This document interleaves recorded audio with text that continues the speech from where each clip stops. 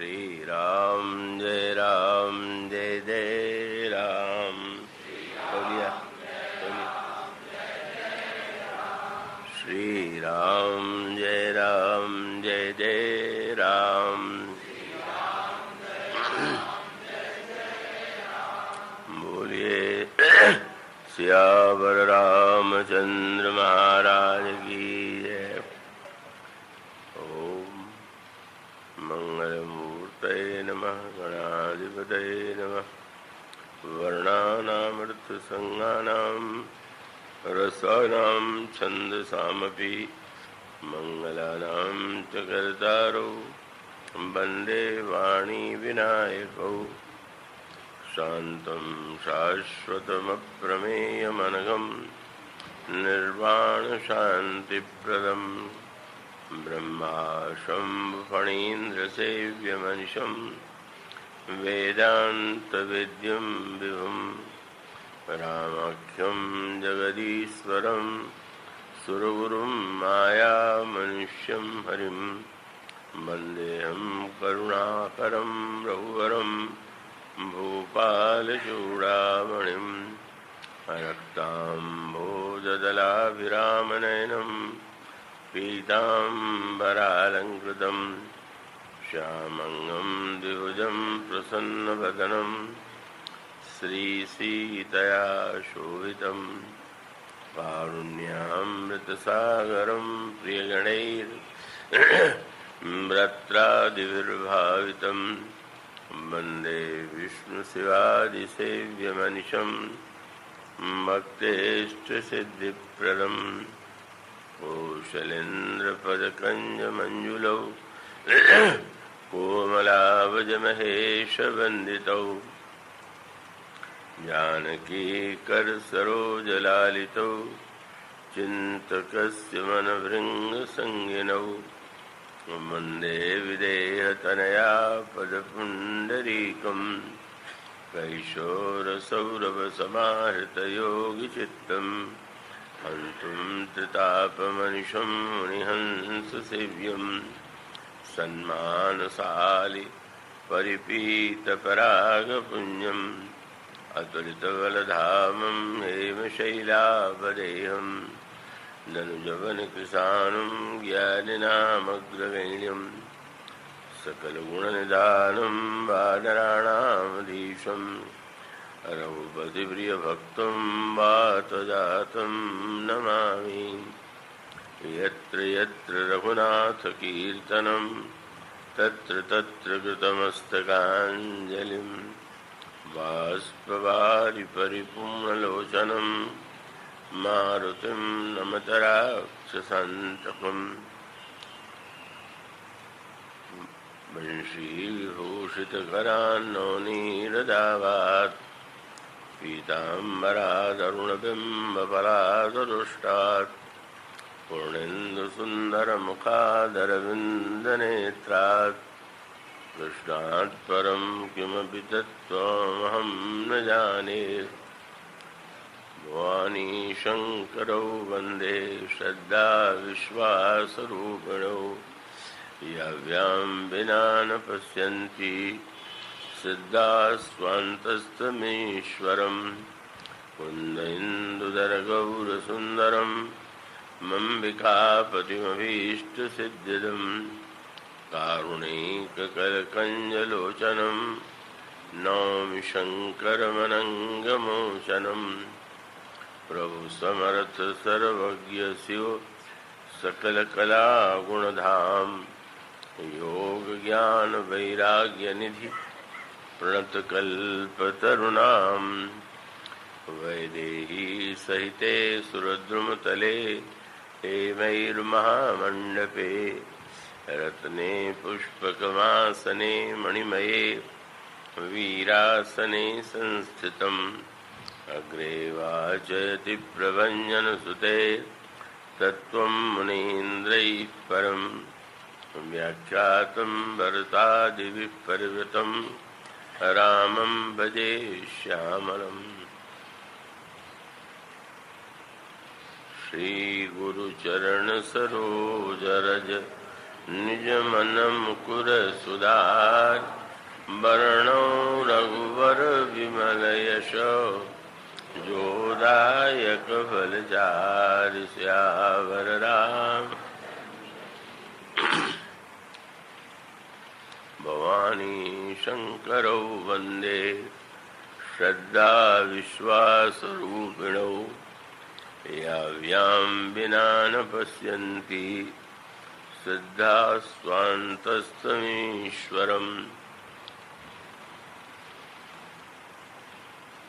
परम श्रद्धेय मानजी महाराज, स्वामी ओंकारानंद जी, श्रद्धेय स्वामी श्री गोविंदानंद जी महाराज, इन दो महान संतों के आगमन से बड़े आनंद आह्लाद की अनुभूति होती है। कार्यक्रम के गौरव में वृद्धि हुई और फिर इनका दर्शन करते हुए महाराज श्री का स्मरण आना स्वाभाविक है। उनकी उपस्थिति का ही भान होता है। तो मैं नमन करता हूँ और आप सब देवियों और श्रद्धालु महानुभावों का स्वागत करते हुए अभी आपके सामने जो श्लोक पढ़ा गया उसकी व्याख्या में मानस के कुछ सूत्र रखने की चेष्टा की जाएगी, पर आप उसे पूरी एकाग्रता से सुन करके ही उसका आनंद ले सकेंगे।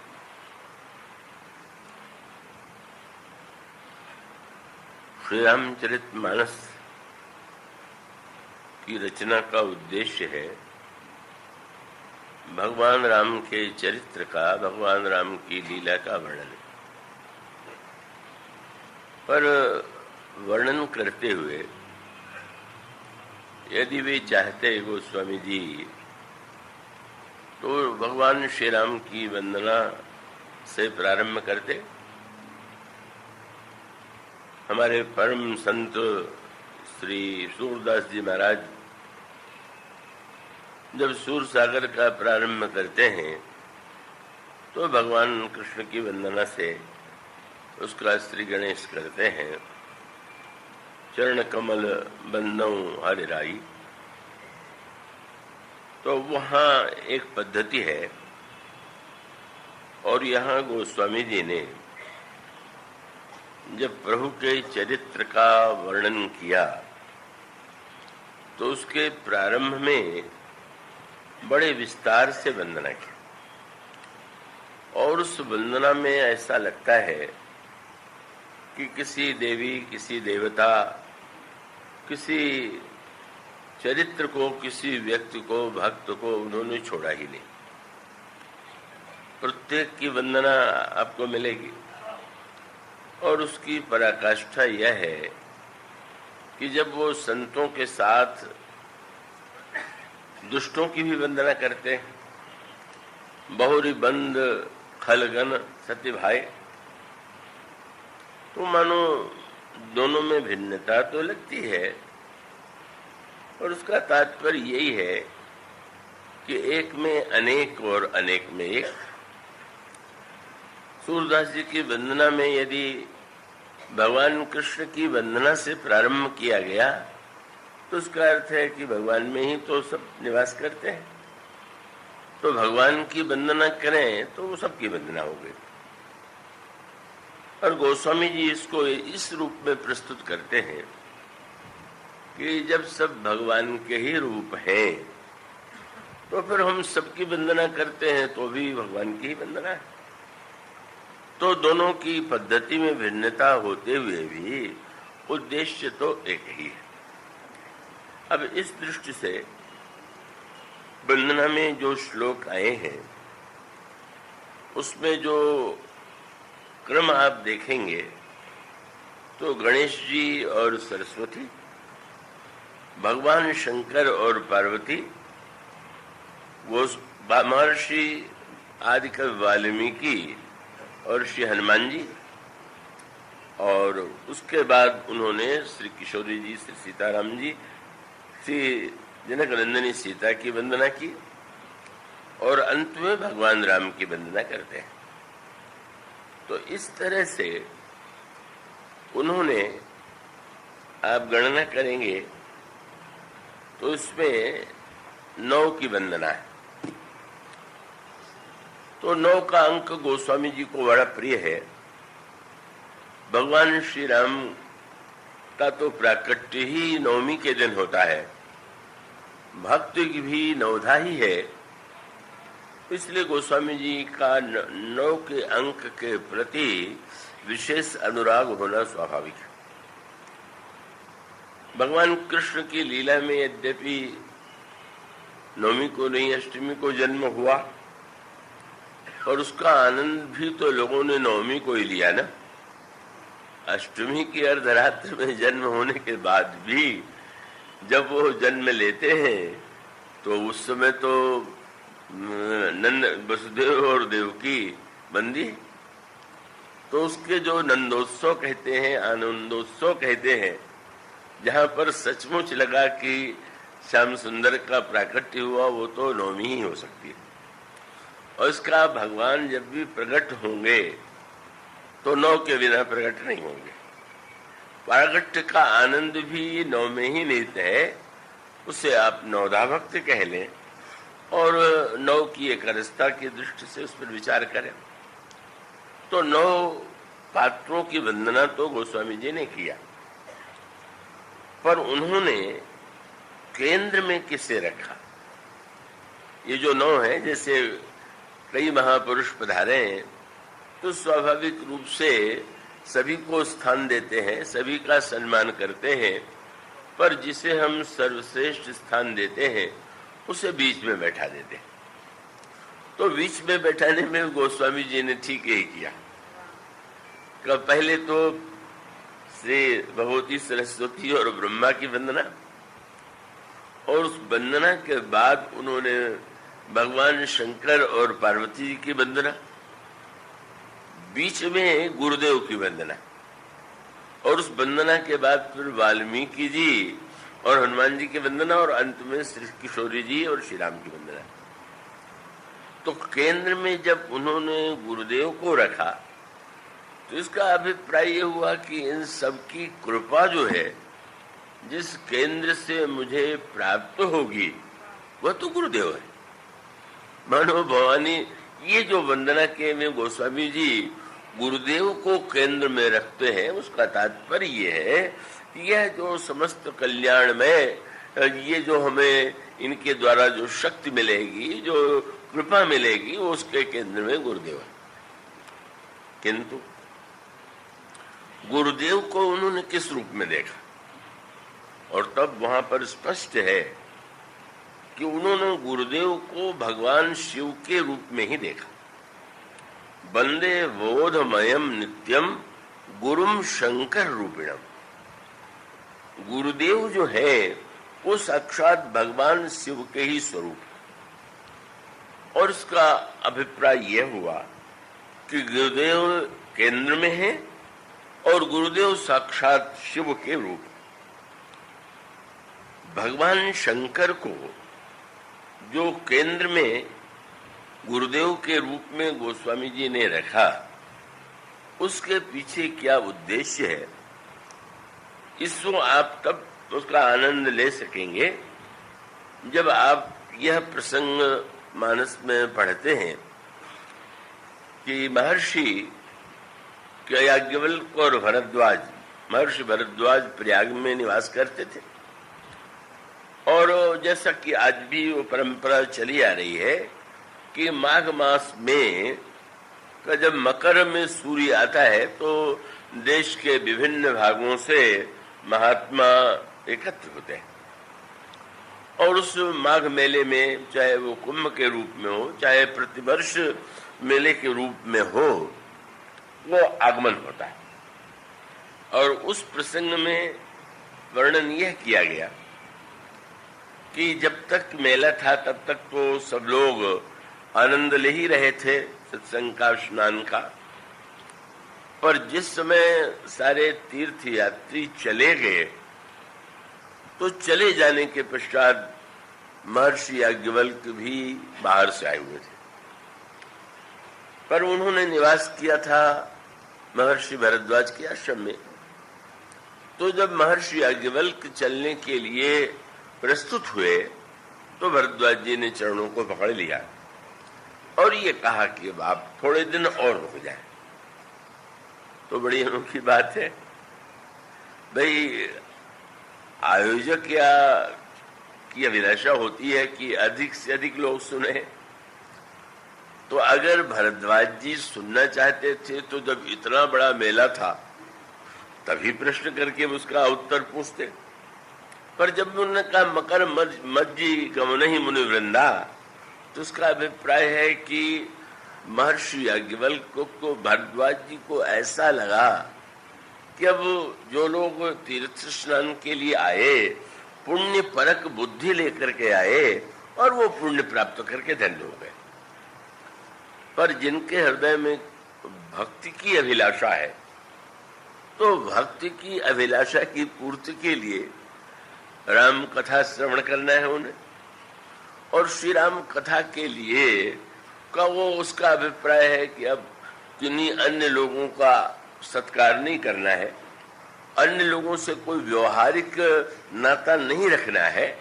अब केवल एकांत का वक्षण आता है जब वो प्रणाम करते हैं और वो जिज्ञासा अपना प्रश्न जो है महर्षि याज्ञवल्क्य के समक्ष रखते हैं।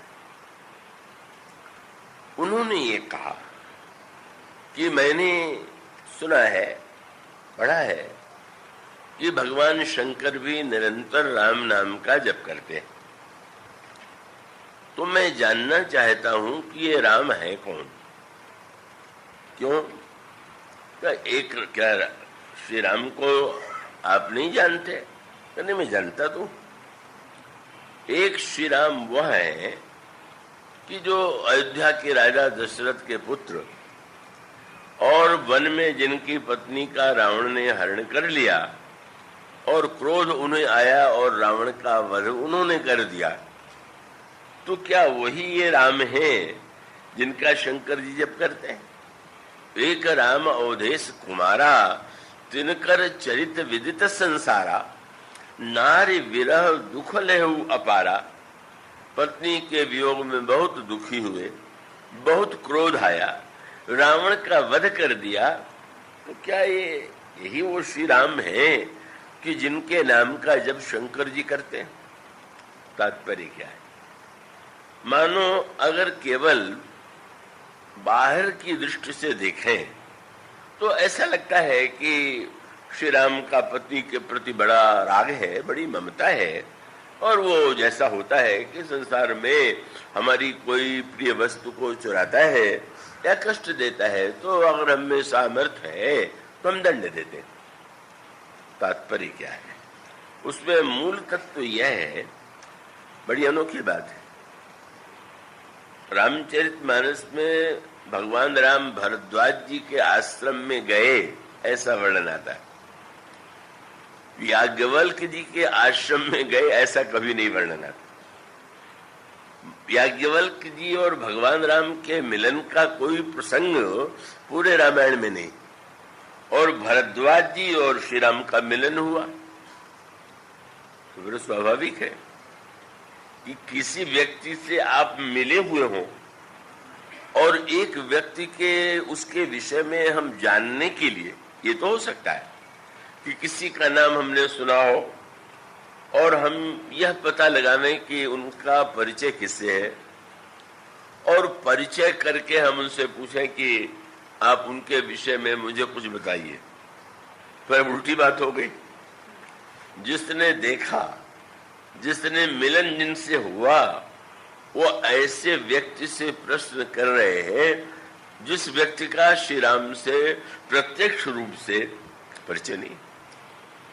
कैसा अनोखा, बड़ी विचित्र सी बात लगती है। कथा का सारा आनंद इसी में है। कथा का आनंद माने का एक तो यह है कि किसी व्यक्ति ने देखा हो और उसने आपको सुनाया, वो एक बात हुई।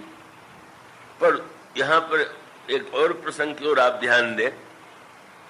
श्री हनुमान जी अशोक वाटिका में गए और अशोक वाटिका में वृक्ष पर बैठे हुए व्याकुल हैं कि मैं क्या करूं, क्योंकि चारों राक्षसियां घेरे हुए बैठी हैं, डराने की चेष्टा कर रही हैं।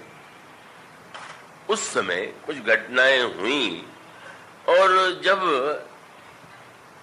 राक्षसियां भी चली गईं, त्रिजटा भी चली गईं, तो हनुमान जी कथा सुनाने लगे। फिर वही बात, हनुमान जी से भगवान राम का परिचय कितने दिन का? जब सीता जी का हरण हुआ और किष्किंधापुरी में प्रभु, उसके पहले जब ऋष्यमुख पर्वत पर हनुमान जी प्रभु को देखते हैं, वहां जाते हैं, तो उनका परिचय हुआ। सुनने वाला कौन? सुनने वाली सीता जी। तो हनुमान जी जो है वो प्रभु के विषय में अधिक जानेंगे कि सीता जी अधिक जानेंगे? हनुमान जी को सीता जी से पूछना चाहिए कि अच्छा जरा आप अपने विवाह की कथा, कैसे विवाह हुआ, विवाह के बाद कैसे आप अयोध्या आई, अयोध्या में कितने आनंद के दिन बीते, कैसे वन गमन हुआ, ये घटनाएं सीता जी प्रत्यक्ष रूप से उसमें सम्मिलित है, स्वयं उसकी पात्र है, स्वयं उन्होंने देखा है, उसका आनंद लिया है। और हनुमान जी से बहुत कम परिचय, अभी परिचय हो, पर अनोखी बात, कम परिचय वाले ने कथा सुनाई। कथा सुनाई और सुनाई कैसी अद्भुत कि श्री सीता जी स्वयं भगवान राम की लीला में सम्मिलित है, पर सम्मिलित होते हुए बहुत दुखी। और वही श्री सीता जी जब हनुमान जी श्री राम की कथा सुनाते हैं, तो संदेह हो सकता था कि जब से मिले होंगे तब से सुनाया होगा कि हाँ कैसे सुग्रीव ने देखा, मुझे भेजा और मैंने परिचय प्राप्त किया। पर गोस्वामी जी कहते हैं हनुमान जी जब कथा सुनाने लगे तो आदि होते, श्री राम का जन्म कैसे हुआ, कैसे दशरथ जी ने यज्ञ किया, कैसे श्री राम का जन्म हुआ, बाल लीला कैसी थी, और भगवान राम के विवाह की लीला कैसी थी। बड़ी अनोखी बात है, ब्रह्मचारी जी उस विवाह में स्वयं गए नहीं, विवाह में सम्मिलित नहीं हुए, और श्री सीता जी को सुना रहे हैं आपका विवाह उनसे कैसे हुआ। लेकिन कैसी अनोखी बात। और वही सूत्र है। मान लीजिए किसी कथा भक्त से आप पूछते हैं कि आप जो सुना रहे हैं देखा है क्या आपने, कह सकते हैं कि भाई आप तो त्रेता युग में नहीं थे, उन घटनाओं को आपने कहीं पढ़ा होगा, पर सूत्र बहुत भिन्न है। गोस्वामी जी ने कहा ऐसी मधुर कथा सुनाई कि सीता जी उस लीला में स्वयं पात्र होते हुए भी दुखी थी, और कथा सुन करके बोले रामचंद्र गुण वर्णन लागा, तो सुनता ही सीता कर दुख भागा। श्री सीता जी का दुख न जाने कहाँ चला गया, इतना आनंद मिला, और आनंद मिलने के पश्चात इतनी एकाग्र हो गई कि गोस्वामी जी कहते हैं लागी सुनाई श्रवण मन लाई, अत्यंत एकाग्र हो करके हनुमान जी के मुंह से कथा सुनती हैं, और कथा सुन करके दुख दूर हो जाता है। क्या अर्थ है उसका? तात्पर्य ये है कि देखने का अर्थ, आपने किसी को देखा हो तो भी ऐसा हो सकता है कि आपने देख करके भी सही अर्थों में न देखा हो, और ऐसा भी हो सकता है कि प्रत्यक्ष रूप से शरीर से किसी ने भले ही न देखा हो, बल्कि अपने अंतर हृदय में मन से उसका दर्शन किया हो, उसका रसास्वादन किया हो। तो वस्तुतः अधिक कोई एक बहुत बढ़िया कविता है अवधी भाषा की कि किसी ने कहा कि दूर रहने वाले अच्छे कि पास रहने वाले अच्छे, तो उन्होंने कहा कि वैसे तो पास में रहने की बड़ी महिमा है। मंदिर में पूजा करने समय आप मूर्ति के पास रहते हैं, अपने गुरु के पास जाते हैं तो पास में रहते हैं, पर वो कवि ने कहा, एक सूफी कवि थे, उनका वो पद है, उन्होंने कहा ये आवश्यक नहीं।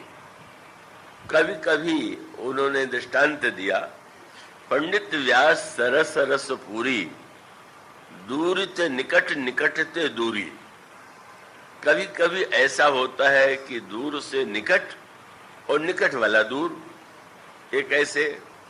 तो उन्होंने ठेठ देहाती बात कही कि दूर ते निकट जैसे गुड़ चाटा, गुड़ रखा है दूर और चीटा कहीं और है, लेकिन सचमुच चीटा कितने भी दूर हो वो गुड़ का के पास ही नहीं पहुंचता। वो गुड़ का आप बैठ देख रहे हैं, गुड़ रखा हुआ है और गुड़ के रस का आनंद वो चीटा दूर से रहने वाला आकर के ले रहा है। और दूसरा व्यंग उन्होंने किया कि पास रहने से कोई रस पाले, ऐसा नहीं है। क्यों? उन्हें पंडित व्यास सरस सर पूरी, दूर ते निकट निकट ते दूरी, और दूर ते निकट जैसे गुड़ चाटा, और निकट ते दूरी फूल जैसे कांटा। गुलाब का फूल और उसके बगल में ही वो कांटा, और वो कांटा न जाने कब से रह रहा है, पर क्या कभी उसको उसके मन में क्या उसमें क्या उसके रस का, उसकी कोमलता का, उस सुगंध का कोई प्रभाव पड़ा है? मानो कथा का आनंद ही है कि वो देश काल व्यक्ति से निरपेक्ष है। कोई व्यक्ति पास रह करके भी न जाने, कोई दूर रह करके भी जान ले। क्यों? वही सूत्र समझाने की चेष्टा की गई।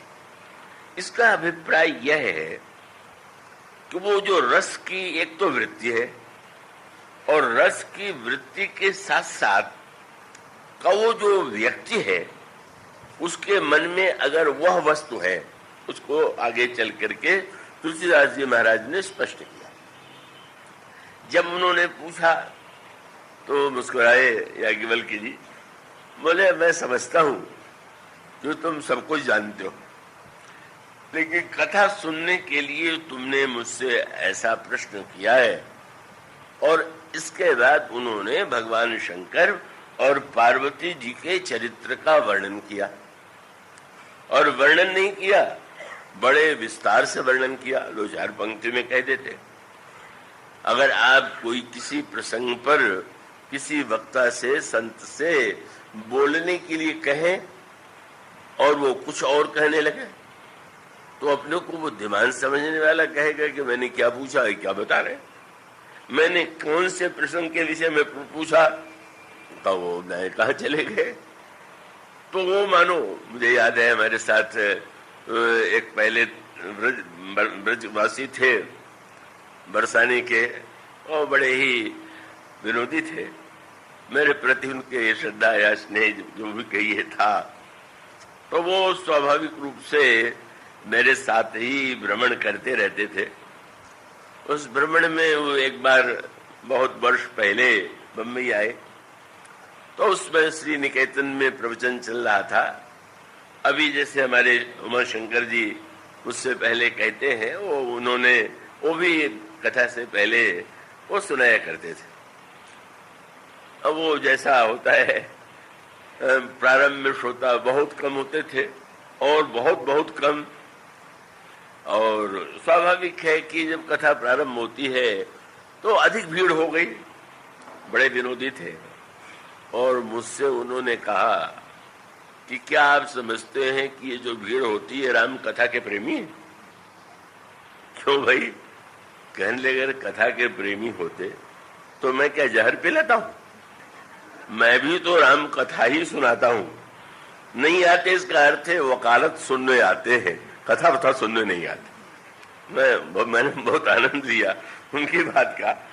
उसका अभिप्राय यही है कि उनका तात्पर्य था कि ये क्या बात हुई, अगर राम कथा के प्रेमी है तो उनको उस समय मैं श्री राम की कथा सुना रहा हूँ, श्री राम की चर्चा कर रहा हूँ।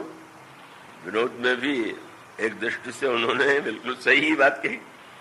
इसका अभिप्राय यह है कि अंतर यदि दिखाई देता है तो निश्चित रूप से न दिखाई दे ये तो बड़ी ऊंची स्थिति है, पर पर वो साधारणतः मनुष्य की में संस्कार ऐसे हैं, नाम के प्रति ऐसी आसक्ति है कि उसके कारण इस प्रकार का विभेद जो है व्यक्ति के द्वारा बहुधा हो जाता है।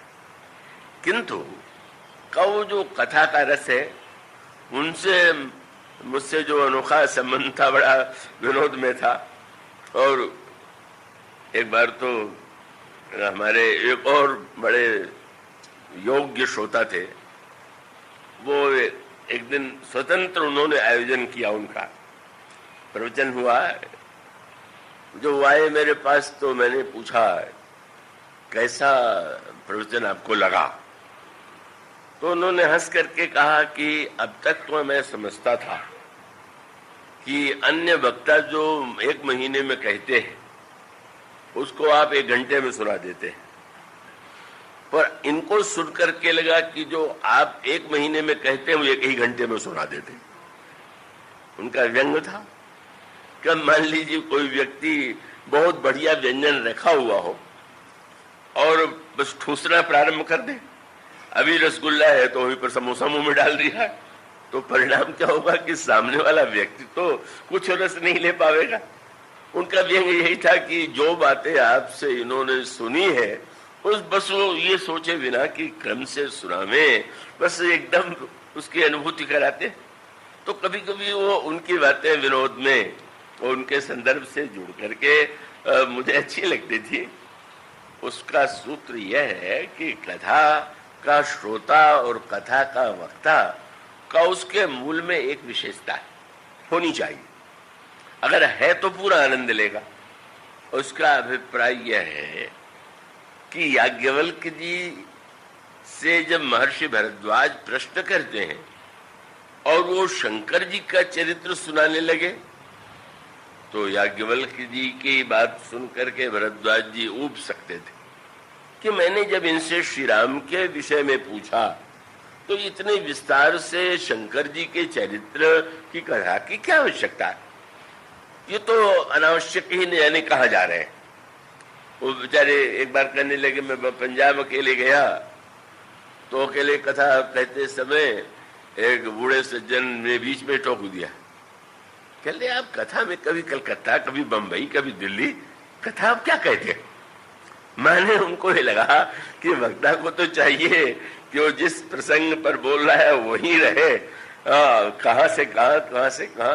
वो बेचारे उस शैली के अभ्यस्त नहीं थे। पर उसका मूल तत्व यह है कि एक तो घटनाओं का वर्णन है। कथा का एक रूप यह है कि आपको आदि से लेकर के अंत तक इतिहास सुना दिया जाए, तो इतिहास का ज्ञान भी आवश्यक है। और इतिहास जो होगा वो तो एक के बाद दूसरा ही सुनाया जाएगा। पर ये जो रस की पद्धति है वो अलग प्रकार की है। और रस की पद्धति अलग प्रकार की है, उसका अर्थ ये हुआ कि जैसे या इतनी गहराई से अगर रामायण पढ़ते हो, यद्यपि मैं नहीं आशा करता कि अधिकांश लोग उस रूप में पढ़ते हों, पढ़ते वाले होंगे, लेकिन उसमें एक विचित्र बात आप पाएंगे। गोस्वामी जी जब भगवान राम के रूप का वर्णन करते हैं तो उसमें आपको क्रम का भंग बहुत मिलेगा। इसका अर्थ है कि जैसे मुख का वर्णन कर रहे हैं तो अब स्वाभाविक रूप से पहले मस्तक का वर्णन किया या कान का वर्णन किया, नासिका का किया, ओष्ठ का किया, दांत का किया, इस तरह से कोई क्रम से नीचे अंग का वर्णन करे या नीचे से प्रारंभ करे और क्रमशः ऊपर चला जाए। पर गोस्वामी जी करते क्या है कि जब भगवान श्री राम जनकपुर में जा रहे हैं तो भगवान श्री राम के रूप का वर्णन गोस्वामी जी करने लगे। गोस्वामी जी का वर्णन की विचित्रता ये है कि उसमें कोई क्रम ही नहीं। अब भौं के बाद कोई आंख का वर्णन न करके कान का करे तो सुनने वाले को लगेगा कि ये तो ठीक ढंग से नहीं कह रहे हैं।